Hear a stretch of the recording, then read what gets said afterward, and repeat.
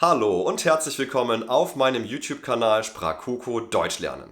Auf meinem Kanal könnt ihr Deutsch lernen. Und auch mit mir könnt ihr Deutsch lernen, indem ihr meine Online-Schule besucht auf www.sprakuko.com. Einen Link findet ihr hier oben oder in der Videobeschreibung. In diesem Video lernt ihr neuen Wortschatz. Wir sehen uns das Verb machen an. Dieses kennt ihr sicherlich, denn wir nutzen es ziemlich häufig. Manchmal zu häufig. Ihr kennt bestimmt Sätze wie lass uns mal einen Termin machen oder wir müssen unbedingt einen Plan machen. Aber brauchen wir das Verb machen in diesen Sätzen überhaupt? Oder gibt es bessere Alternativen? In diesem Video zeige ich euch 20 Alternativen für das Verb machen. Und nach einem kurzen Intro legen wir los. Sprakuko Deutsch lernen. Schön, dass ihr dran geblieben seid, denn jetzt sehen wir uns 20 Alternativen für das Verb machen an. Beginnen wir mit dem ersten Beispiel. Es geht um Termine machen. Das habt ihr sicherlich schon einmal gehört. In einem Beispiel wie ich muss zum Zahnarzt, aber vorher muss ich noch einen Termin machen. Hier könnte ich statt machen das Verb vereinbaren nutzen. Und dann sagen, ich muss zum Zahnarzt, aber vorher muss ich noch einen Termin vereinbaren. Bitte lernt die Kombination einen Termin vereinbaren, denn das klingt etwas besser. Sehen wir uns das zweite Beispiel an. Daniel muss am Nachmittag noch seine Hausaufgaben machen. Er hat sehr viel zu tun.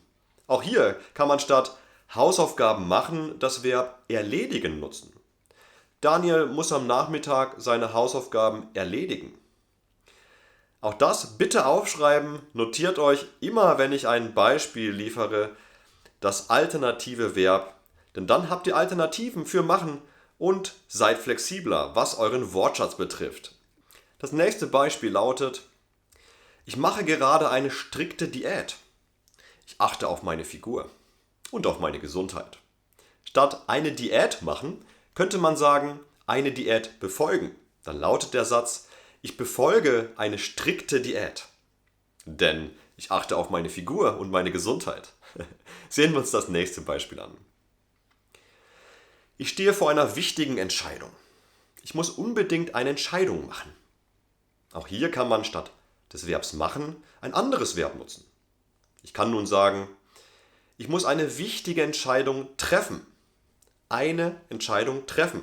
Auch das bitte aufschreiben, ansonsten spult zurück und schaut euch das Video noch einmal an, denn dadurch lernt ihr den Wortschatz, notiert ihn und wendet ihn unbedingt an, ansonsten besucht meinen Konversationskurs, um euren Wortschatz zu verbessern und fließend Deutsch zu kommunizieren. Hier oben findet ihr einen Link, in meiner Online-Schule gibt es diesen Kurs mit mir und anderen tollen Deutschlernerinnen und Deutschlernern. Sehen wir uns das nächste Beispiel an. Es ist so dreckig in unserer WG, deshalb möchte ich für unsere WG einen Putzplan machen. Statt machen kann man hier etwas anderes nutzen, und zwar erstellen. Ich könnte sagen, ich möchte oder muss für unsere WG einen Putzplan erstellen. Noch ein weiteres Nomen mit erstellen. Ich könnte nun sagen, meine Auslandsreise steht bevor. Vorher möchte ich unbedingt eine To-Do-Liste machen. Auch hier passt erstellen besser. Vorher möchte ich unbedingt eine To-Do-Liste erstellen. Also eine Liste erstellen oder einen Plan erstellen. Das klingt doch besser als machen, oder? Sehen wir uns das nächste Beispiel an. Wir haben vor, am Wochenende eine Party zu machen. Was hältst du davon? Ich halte nicht viel davon, denn eine Party machen klingt so komisch. Sag doch lieber eine Party veranstalten. Dann lautet der Satz, wir haben vor, am Wochenende eine Party zu veranstalten. Alternativ könntet ihr auch sagen, eine Party zu schmeißen. Das kann man umgangssprachlich durchaus verwenden, wenn ihr möchtet. Habt ihr Lust, mal wieder eine Party zu schmeißen? Schreibt's doch in die Kommentare. Und noch ein Beispiel mit einem anderen Verb. Wir haben sehr viel gearbeitet. Lasst uns doch bitte eine Pause machen. Statt eine Pause machen kann man sagen, eine Pause einlegen. Ich könnte sagen, wir haben so viel gearbeitet, lasst uns eine Pause einlegen. Mal eine Runde chillen. Auch nicht schlecht. Also eine Pause einlegen anstatt eine Pause machen. Sehen wir uns das nächste Beispiel an. Wir haben vor, nächstes Jahr eine Reise nach Japan zu machen. Statt machen könnte man hier sagen, wir haben vor, nächstes Jahr eine Reise nach Japan zu unternehmen. Eine Reise unternehmen. Und noch ein weiteres Beispiel. Ich gebe ja zu, dass ich einen Fehler gemacht habe. Und dafür entschuldige ich mich. Entschuldigung. Einen Fehler machen. Statt einen Fehler machen könnte man sagen, einen Fehler begehen. Dann lautet der Satz, ich gebe zu, dass ich einen Fehler begangen habe und entschuldige mich dafür. Entschuldigung oder sorry. Nicht im Ernst, Entschuldigung passt schon ganz gut. Sehen wir uns das nächste Beispiel an. Es geht um die Filmindustrie, um bekannte Regisseure.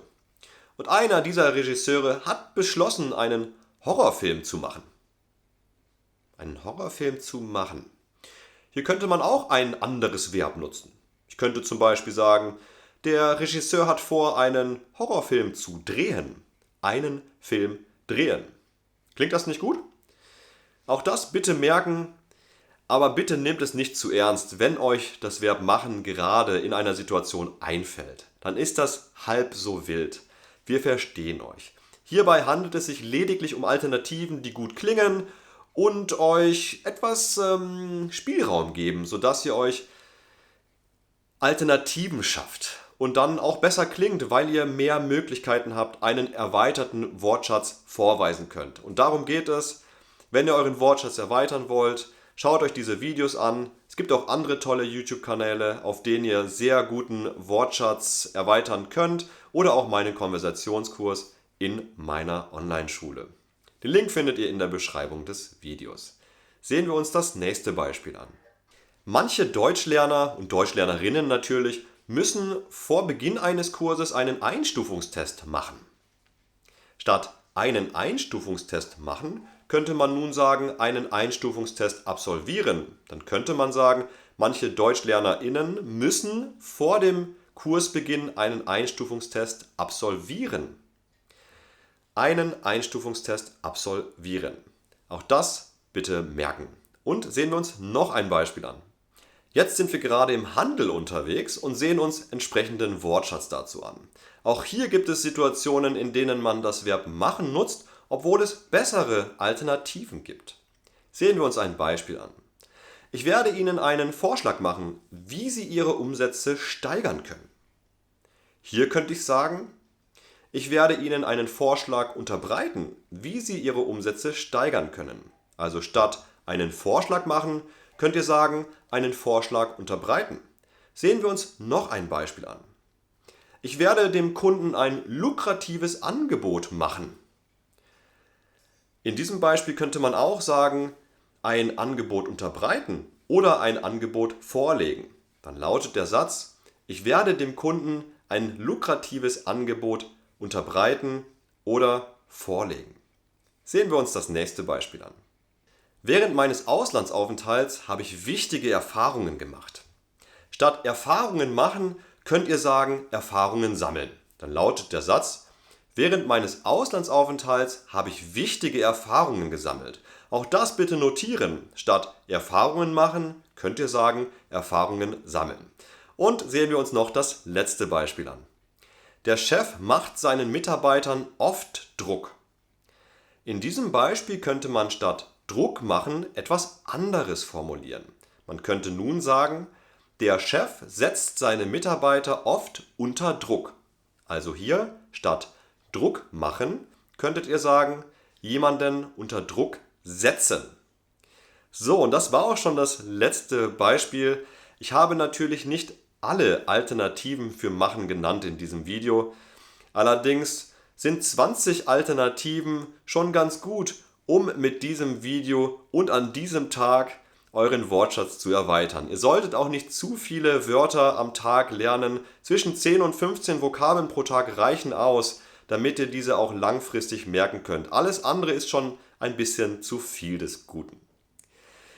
Ja, wenn ihr noch Alternativen habt, wenn ihr Beispiele kennt, in denen man oft machen nutzt, aber es eine bessere Alternative gibt, dann seid ihr gefragt. Schreibt diese bitte in die Kommentare. Denn dann lernen die anderen DeutschlernerInnen auch von eurem Wissen. Und das ist doch hervorragend, das wollen wir. Wir wollen gemeinsam Deutsch lernen. Schreibt eure alternativen Ausdrücke bitte hier in die Kommentare mit einem Beispielsatz. Und wenn euch dieses Video gefallen hat, würde ich mich natürlich sehr darüber freuen, wenn ihr mir einen netten Kommentar hinterlasst oder auch einen Daumen hoch für dieses Video geben würdet. Ansonsten könnt ihr dieses Video auch gerne teilen oder mich weiterempfehlen, um meine Arbeit zu unterstützen.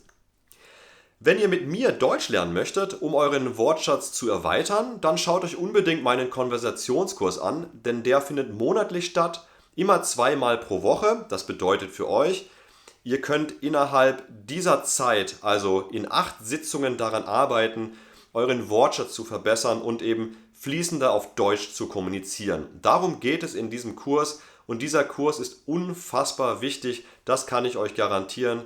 Das zeigt meine Erfahrung aus diesem Kurs und eben die positive Kritik. Schaut es euch an, in der Beschreibung des Videos findet ihr einen Link zur Online-Schule. Ja, und ich freue mich natürlich wie immer auf das nächste Video für und mit euch, bedanke mich fürs Zuschauen und wünsche euch viel Erfolg beim Deutschlernen. Bis zum nächsten Mal und ciao zusammen.